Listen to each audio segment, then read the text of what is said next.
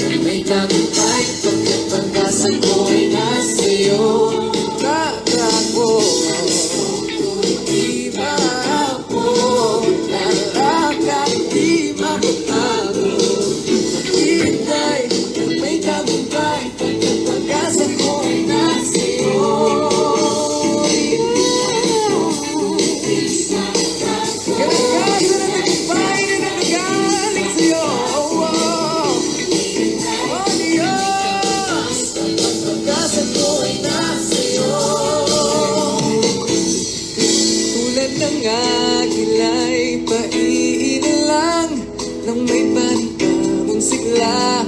Ako ay agilang paiilan ng may panibagong sigla. Ikaw ang hari na nagtutulak sa akin sa ibabaw ng bagyo na nagkangalit. O Diyos, purihin ka. Tulad ng agila maiilan ng may panibagong sigla. Ako ay agilang paiilan ng may panibagong sigla. Ikaw ang hari na nagtutulak sa akin sa ibabaw ng bagyo na nagkangalit. O Diyos, purihin ka. Ikaw ang hari na nagtutulak sa akin sa ibabaw ng bagyo na nagkangalit. O Diyos, purihin ka sa panibagong sigla. Magandang araw po sa bawat isa mapagpalang araw sa bawat lingkod niya na naririto ngayon sa ating PBB Live. Ngayon po ang ating pagbubulay-bulay ng salita ng Panginoon. Ngayon pong araw na to, 2nd of May 2020. Salamat sa Panginoon sa bagong araw na kaloob niyo sa ating lahat, sa bagong buhay at kalakasan na ating puntaglay. Isang pagpapala po sa bawat isa. Tayo po ngayon ay naririto sa ating pagbubulay-bulay sa araw na ito. At tayo po ay nagpapatuloy sa ating serye na tinatalakay, mga nakalipas na araw sa ating PBB. Ito pong paglagong espiritual o being mature spiritually. Kumusta na po ang bawat isa? Nawa tayong lahat ay taglay ang kalakasan at galak na tayo po ay sama-samang naririto sa paanan ng ating Panginoon. So itutuloy po natin yung ating pong pag-aaral o pagbubulay-bulay sa banal na salita ng Panginoon sa paglagong espiritual. Noong mga nakaraang 2 araw na lumipas, tinalakay natin yung mga palatandaan or the marks or evidences of spiritual maturity. At kahapon, rather nung isang araw, punong, if I'm not mistaken, Thursday, ay tinalakay po natin ng isa sa mga palatandaan ng spiritually mature person o bilang lingkod ng Panginoon na lumalago sa pagkakilala sa Panginoon, na tayo po ay nagiging encourager o nagiging pagpapala. Na kapag tayo po ay kanilang narinig, nakita, ay kumbaga pumapayapa ang kanilang puso, nagkakaroon sila ng kakaibang galak, sapagkat ang Panginoon nating Jesus ang siyang kanilang nakikita, naririnig o namamalas, nadarama mula sa atin. Lalo na po sa kapanahunan na ating nararanasan, ito po yung higit na tayo ay dapat maging blessing, maging pagpapala sa lahat ng ating mga nakakasama sa loob ng ating kanya-kanyang tahanan, accommodation o sa trabaho o sa mantayong lugar na roroon.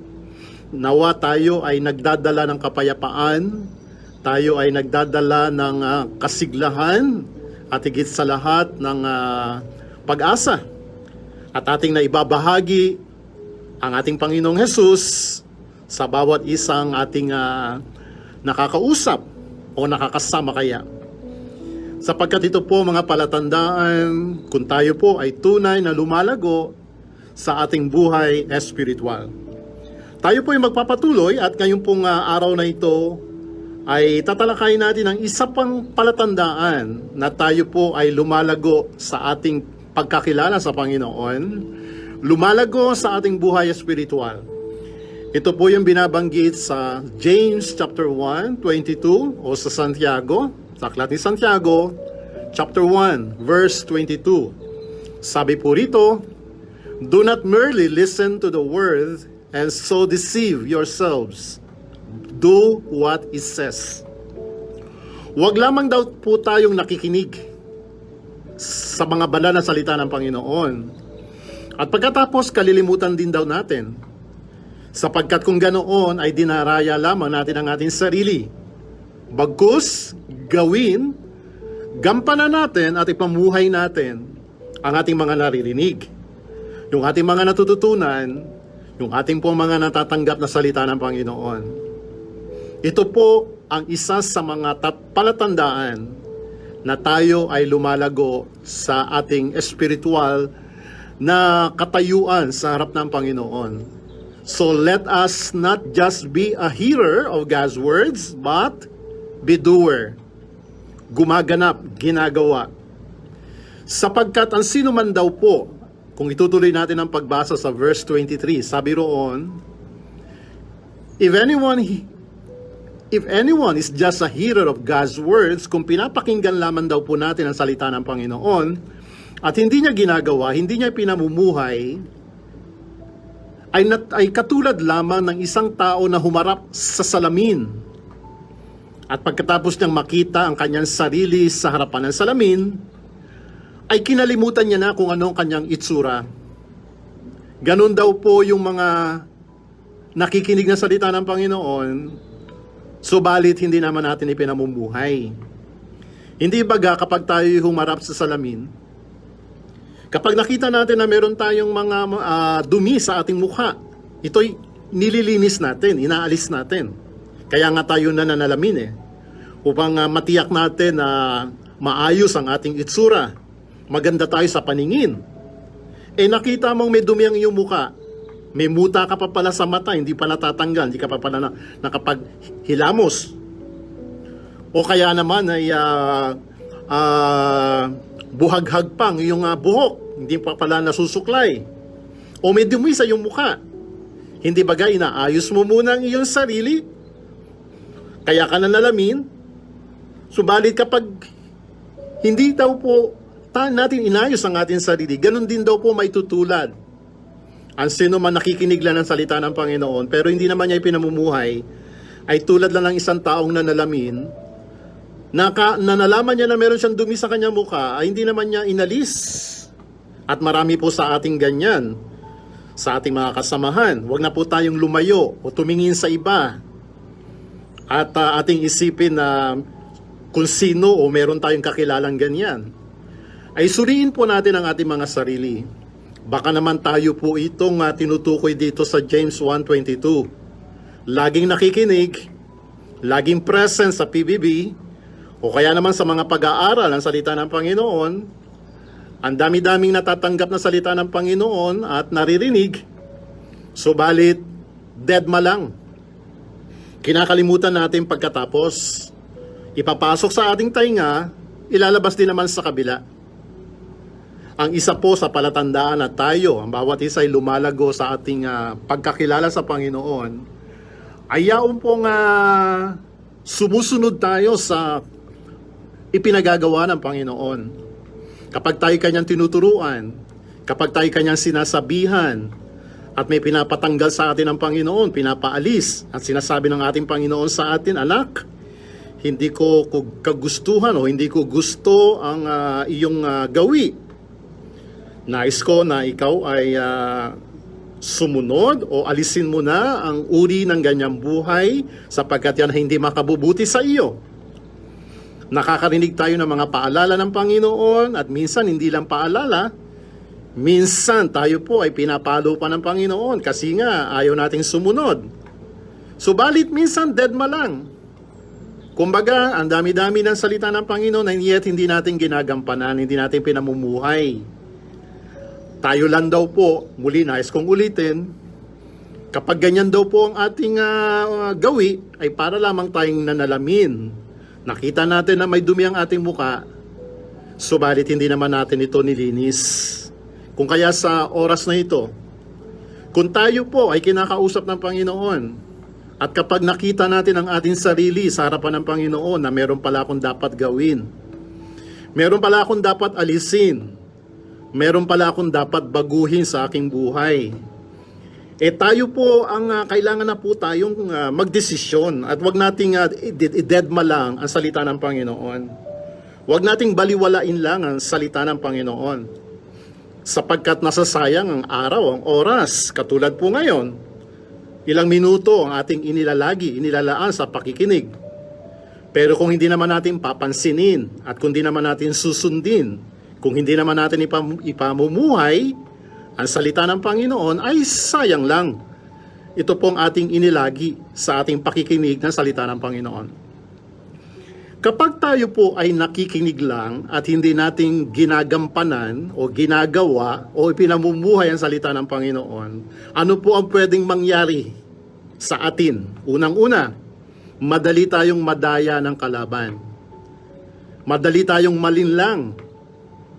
Madali tayong maniwala sa mga, kumbaga, sa mga kasinungalingan. Alam niyo po, ang ating kalaban, si Satan, ay kung kumilos yan ay kung sabi nga pailalim. Hindi natin alam na tayo pala ay nililing lang na. Kapag tayo po ay hindi sumusunod sa salita ng Panginoon, madali tayong malinglang ng kalaban. Madali tayong madaya. Madali tayong maakit ng mga panghalina ng sanlibutan. Alam na natin na mali, pero yun ang ating ginagawa kasi naliling lang tayo.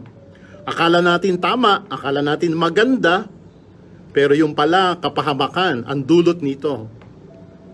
Ang kalaban naman si Satan ay hindi haharap sa iyo na pagkapangit-pangit na may sungay at may dalang malaking tinidor. Hindi po haharap si Satan ng ganyan sa atin. Haharap siya sa atin na pagkaganda-ganda, pagkaakit-akit, pagkahali-halina, maganda sa paningin at sa damdamin. Pero yung pala, dinaraya na tayo.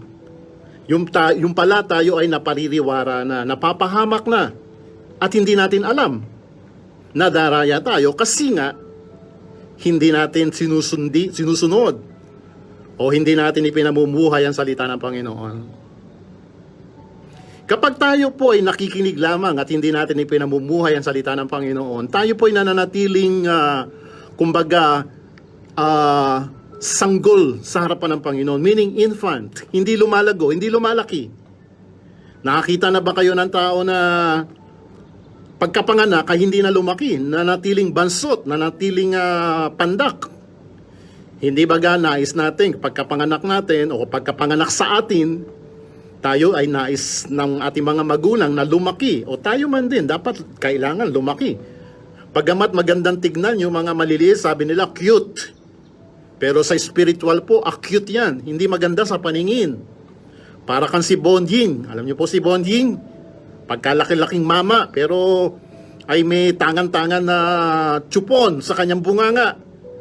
Ay ganyan po ang itsura ng isang lingkod ng Panginoon na pagkatagal-tagal na sa nakakilala, pagkatagal-tagal na sa nakikinig, pero hindi lumalago sa buhay espiritual. Lagi pa ring matampuhin. Lagi pa ring madamdamin. Sabi ni Paul sa 1 Corinthians 3 verse 1, I could not address you as spiritual, but as worldly, mere infants in Christ. Hindi ko kayo matawag na malaguna sa pananampalataya, kundi parang mga bata pa. Hindi ba gaano ang ugali ng mga bata? Matampuhin, iyakin. O maraming mga ganyang Kristiyano, mga lingkod ng Panginoon, iyakin, madamdamin. Hindi, kumbaga, kaunting problema, konting kibot, konting hirap, nagrereklamo na, aayaw na, magdaramdam na kapag hindi napansin. Yan po yung mga ugali o katangian ng mga hindi pa lumalago spiritually sa kanyang pananalig at pananampalataya. Kapag tayo po ay lagi na lamang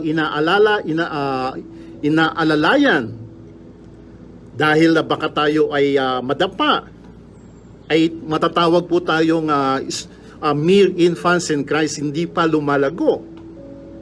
Kapag lagi na lamang tayong sinusubuan ang salita ng Panginoon at hindi tayo maiwanan dahil tayo ay madaraya ng kalaban, ay ito po yung mga senyales, ito po yung mga katangian ng immature Christian. At nawa ay hindi po tayo ganoon, na dapat bawat isa sa atin ay lumalago sa Panginoon, sa kanyang pagkakilala sa Panginoon, sa kanyang buhay espiritual. Kaya kung tayo po ay matampuhin pa rin hanggang ngayon, Kung tayo konting kubot, konting problema ay sobrang nag-aalala. Bagamat dumarating po iyang worry, minsan mag-aalala tayo sa nangyayari, sa nagaganap, pero dapat agad-agad napapawi ang mga iyan. Kasi alam natin na meron tayong Diyos na makapangyarihan na hindi naman tayo pababayaan at iiwanan. Kung tayo po ay magagalitin pa rin, kaunting mali, agad-agad tayong nag-flare up. Agad-agad tayong, kumbaga, nakaumang agad yung ating mga kamay at nagsasalita na tayo ng hindi magaganda. Yan po ay mga kinakikitaan lamang yan sa mga taong hindi pa lumalago spiritually. Kung tayo po ay mapanghusga, agad-agad tayong pumupuna ng mali ng iba. Subalit hindi natin nakikita yung ating pagkukulang, yung pagkakamali. Yan po ang mga katangian ng hindi pa lubos na lumalago sa kanyang buhay espiritual. At nawa, tayo po, ang bawat isa, at ako po ay paulit-ulit dito, na tayo po ay kailangang lumago na sa ating pananampalataya. Huwag tayong manatili sa pagiging bansot, kumbaga, sa espiritual. Kailangan tayo na lahat na nakikinig ng salita ng Panginoon, lumalago po tayo araw-araw, day by day, moment by moment, from glory to glory. At yan po yung mangyayari lamang kapag tayo po ay hindi lamang nakikinig, kundi tayo po ay sumusunod sa salita ng Panginoon. Ginagampanan natin, ipinamumuhay natin. Muli, nais kong ulitin, sabi po sa James 1:22, let us not just be hearer of God's words, but be doer. Do what it says. At anong sinasabi ng Panginoon? Anong sinasabi ng salita ng Panginoon?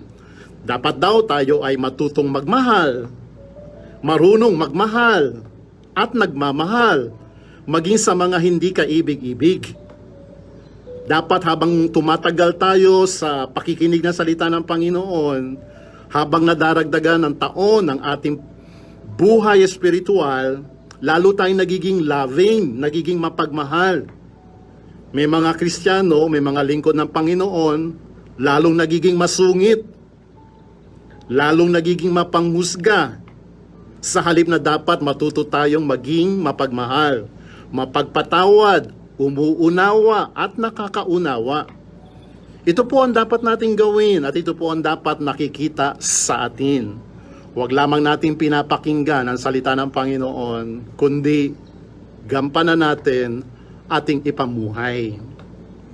Tayo po ay pinili ng Panginoon, tinawag, upang ang bawat isa sa atin ay makapagdulot ng karangalan sa ating Panginoon, na tayo, ang bawat isa, ay nagiging kawangis ng ating Panginoon.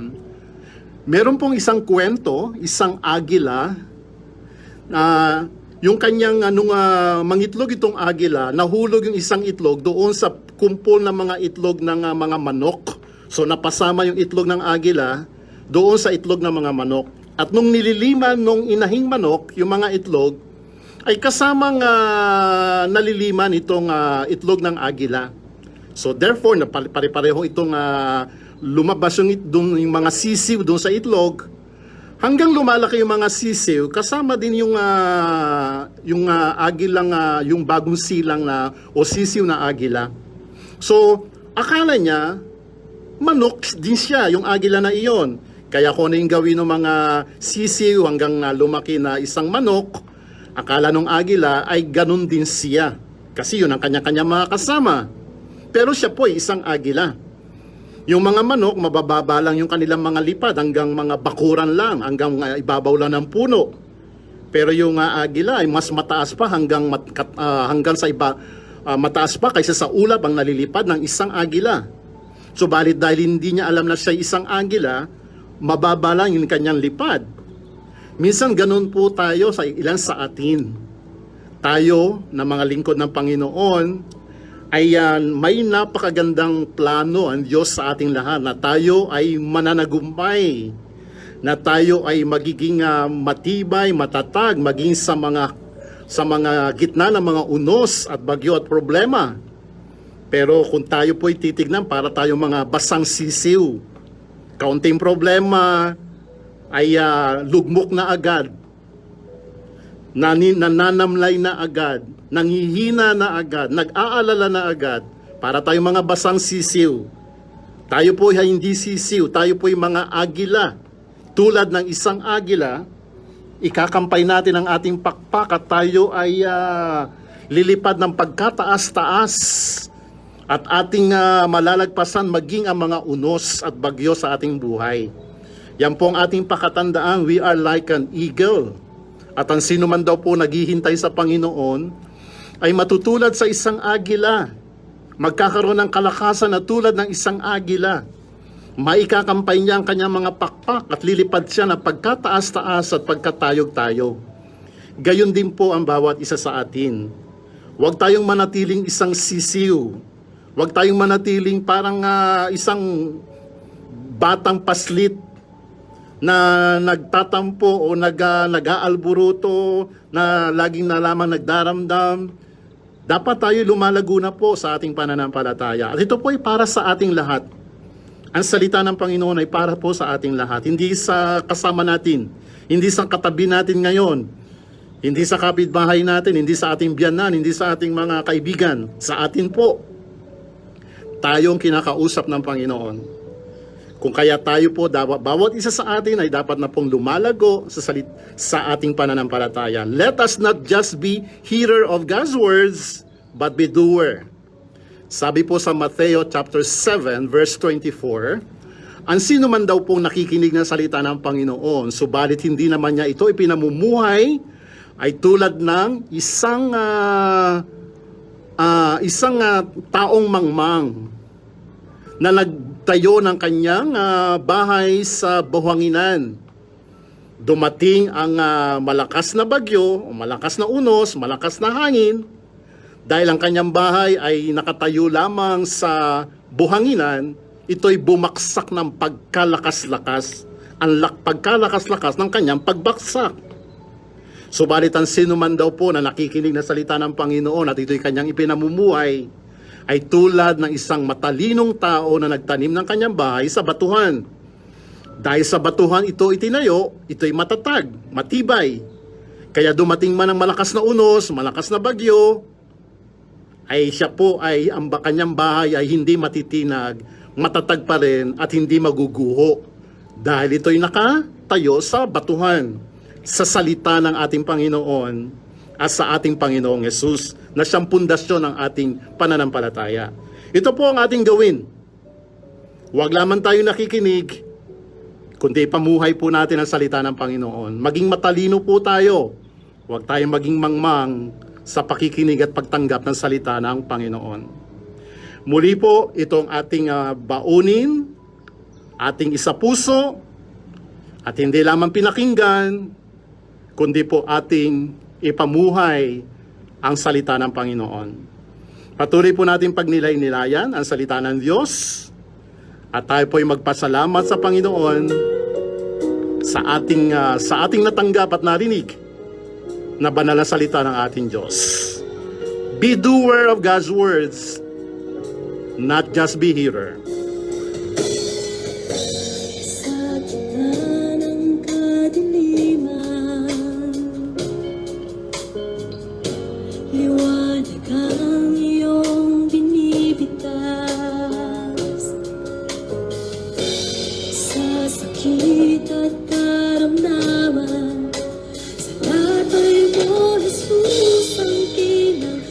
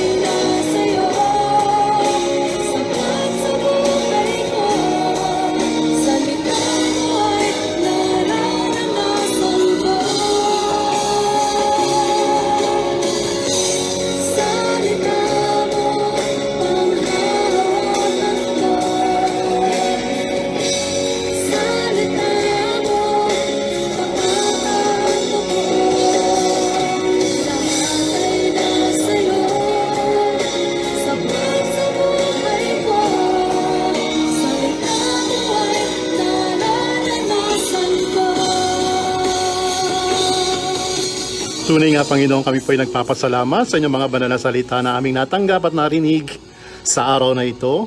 Salamat po sa inyong patuloy na pagtuturo, sa inyong patuloy na pag-abot sa amin at sa bawat isa.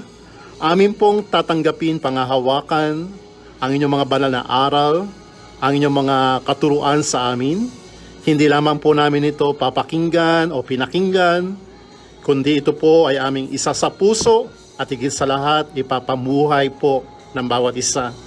Ama, dalangin po namin, O Diyos, na sa araw-araw namin buhay, kami po ay inyong gabayan, kami patuloy na turuan, upang kami ay patuloy na lalago sa aming buhay espiritual. Kami ay kakakitaan nyo, Panginoon, ng inyong kaningningan, at sa aming mga gawi, sa aming mga gawa, at maging sa aming mga pananalita, kami ay maging pagpapala po sa loob ng aming tahanan, sa aming trabaho o sa mga kami naroroon, sa pamagitan ng inyong mga banal na salita na aming natatanggap at naririnig at natututunan, ito po ay makita sa aming mga buhay.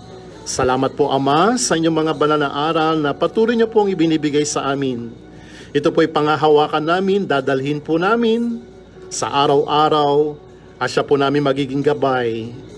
Siya po namin magiging kalakasan, at siya po namin magiging pagkaing espiritual. Salamat po ng marami. Sa inyo po ang karangalan, sa inyo po ang kalwalatian at kadakilaan. Sa banal na pangalan lamang ng inyong anak na si Jesus, na aming Panginoon at aming tagapagligtas.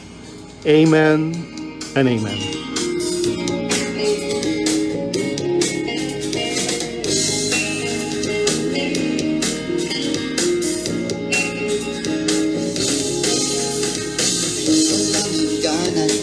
Hindi magbabago kailanpaman sa habang panahon ang iyong salita, Panginoon. Mga halaman ay natutuyo, langit at lupa ay maglalaho, ngunit tapat lahat ng sinabi mo. Karamdaman ko ay magpapawi, suliran ko ay magagapi, kalaya ay mararanasan ko dahil sinabi mo. Kasalanan ko'y patatawarin, panalangin ko'y hindi, ang pagtitiwala ko'y sa'yo dahil sinabi mo. Dahil sinabi mo. Muli po, maraming salamat sa bawat isa na nakasama natin at nakabahagi sa araw na ito sa ating PIV. Nawa po ang salita ng Diyos ay naging pagpapala sa ating lahat. At salamat po sa mga masusugid natin taga-subaybay ng ating pagbubulay-bulay araw-araw. Patuloy po nating ibahagi, patuloy po nating i-share ang PVB upang ating mga kasamahan ay at makarinig din po ng salita ng Panginoon, ang ating mga mahal sa buhay, mga kaibigan, mga kababayan, at maging mga kapatiran. Ay nagtutuyo, langit at lupa ay maglalaho, ngunit tapat lahat ng sinabi mo. Karamdaman ko ay mapapawi, suliran ko ay magagapi, kalaya ay mararanasan ko dahil sinabi mo. Kasalanan ko'y papatawarin, panalangin ko'y hindi, ang pagtitiwala ko'y sa'yo dahil sinabi mo. Dahil sinabi mo. Tunay nga ang salita ng Panginoon ay nating mapapanghawakan. Ang salita ng Panginoon ay siya nating kalakasan at siya nating magiging gabay araw-araw. Ang PBB Live po ay pagkatapos ng ating live airing, magiging recorded. So pwede natin pa rin siya mapakinggan any time of the day.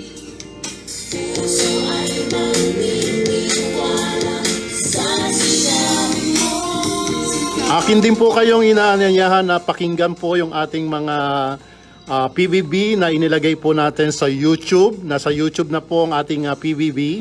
Yung mga mensahe, mga nakalipas nating mensahe ay mapapakinggan na rin po natin sa YouTube channel po ng PBB ng Pagbubulay Bulay. So inanyayahan ko po kayo na pakinggan din po yung ating mga nakalipas na messages o mensahe sa YouTube channel po ng PBB.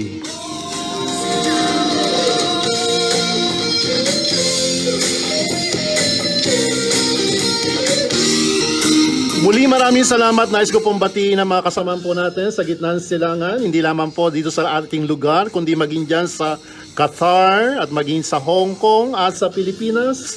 Salamat ng marami.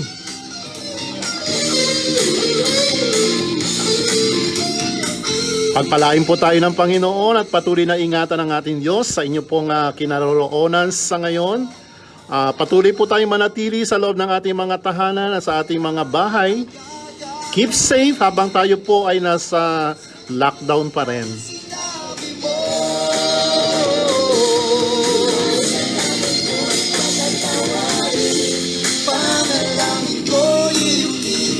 Salamat po na marami sa mga nagpapadala ng mga messages. Salamat po sa inyong lahat.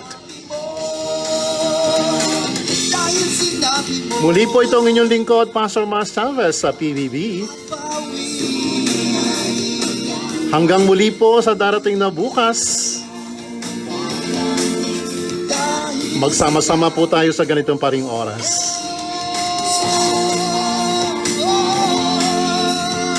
God bless everyone. Pagpalain po tayo ng ating Panginoon.